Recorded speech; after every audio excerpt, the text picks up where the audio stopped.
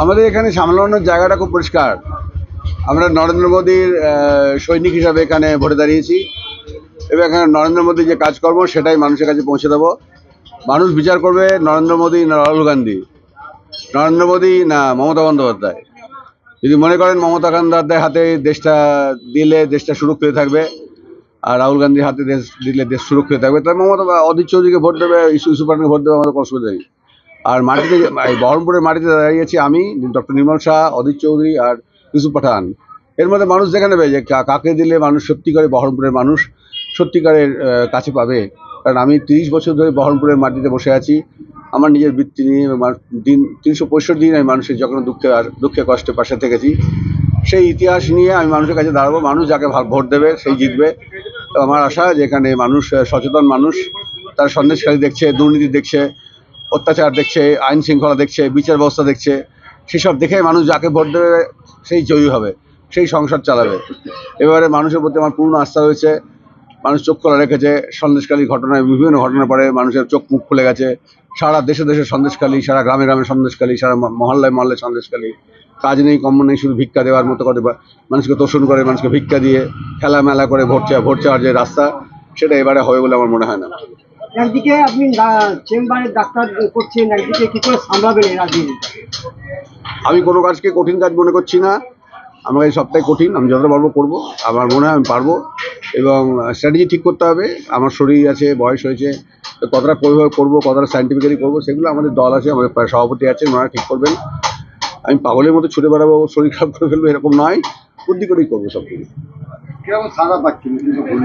আমি তো আমার মনে হচ্ছে এরকমভাবে ঠিক বললেও ঠিক হবে না। তবে আমি যেখানেই গেছি, যে মহল্লায় গেছি, সব থেকে বড় কথা হচ্ছে মোদিজির কাজে মানুষ বুঝতে পেরেছেন, প্রত্যেকে বুঝতে পেরেছেন যে সবার সবকে সাথ, সবকে বিকাশ, সবকে বিশ্বাস, এই যে স্লোগান, এই স্লোগানটা কিন্তু মানুষ বুঝতে পেরেছে। সমস্ত ধর্মের মানুষ বুঝতে পেরেছে ধর্মনিরপেক্ষ রাষ্ট্রে ধর্মটা নিজস্ব ব্যাপার, এটার সঙ্গে কোনো রাজনীতি নেই। যে যার নিজের মতো করে ধর্মাচরণ করবে, যে কোনো নিজের মতো করে করবে। কিন্তু দেশের বিকাশের জন্য, রাষ্ট্রের বিকাশের জন্য সবাইকে একভাবে কাজ করতে হবে এবং এটাই আমার কাছে মনে হয় একমাত্র রাস্তা এবং এটাই ভারতকে সুন্দর করবে। পশ্চিমবঙ্গ বড় অসুন্দর হয়ে গেছে, বড় ভয়ঙ্কর হয়ে গেছে। সব সময় খুন খারাপি চলছে। এর থেকে মানুষ বেরোতে চাইছে, মানুষ সুস্থ জীবনে ফিরতে চাইছে, মানুষ মেরুদণ্ড সোজা করে কাজ পেতে চাইছে। মানুষ এইভাবে অতি কষ্টে রয়েছে। 34 বছরের বামের শাসন, তারপরে এই 11 বছর 12 বছরের এই দিদির শাসন, সব মিলিয়ে আমাদের দীর্ঘশ্বাস পড়ছে। আমার মনে হয় মানুষ বুঝতে পারবে এবং মানুষ এই পরিবর্তনে সামিল হবে। ভোট দেবেন কোনখানে? ভোট দেবেন কোনখানে? ভোট ভোট সব ভোট, ভোট সব ভোট। আসলে জিতবে কে? নির্মল শাহ আবার কে? নির্মল শাহ আবার কে? নির্মল শাহ আবার কে? বন্দে মাতরম, বন্দে মাতরম, বন্দে মাতরম।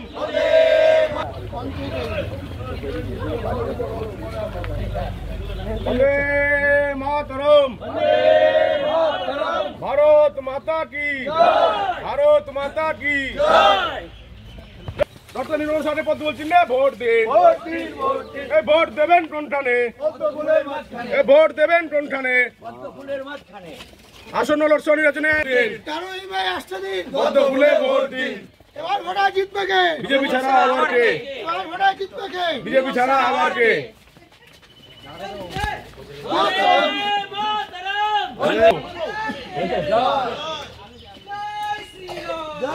আসন্ন লোকসভা নির্বাচনে বিজেপি প্রার্থী নির্মল শাহ পদ্ম বলছেন না, ভোট দিন। আসন্ন লোকসভা নির্বাচনে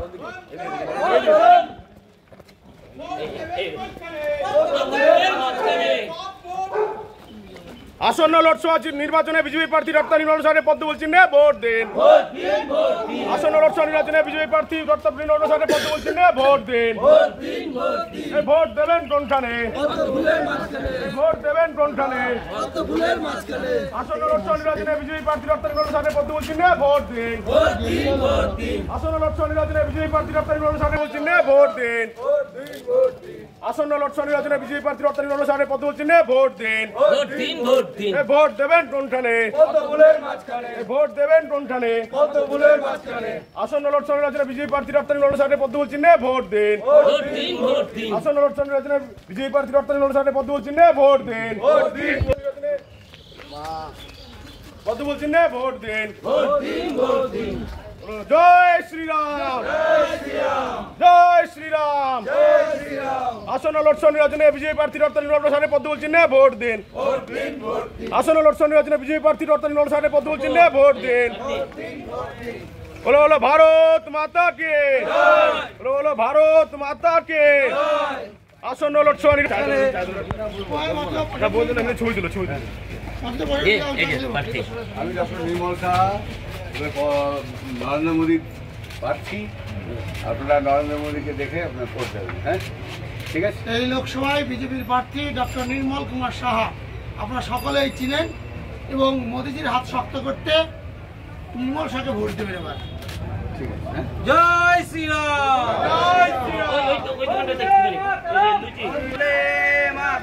আসন্ন লোকসভা নির্বাচনে বিজেপি প্রার্থী রপ্তানি অনুসারে পদ্ম চিহ্নে ভোট দিন। আসন্ন লোকসভা নির্বাচনে বিজেপি প্রার্থী রপ্তানি অনুসারে পদ্ম চিহ্নে ভোট দিন। এ ভোট দেবেন কোনখানে? এ ভোট দেবেন কোনখানে? আসন্ন লোকসভা নির্বাচনে বিজেপি প্রার্থী রপ্তানি অনুসারে পদ্ম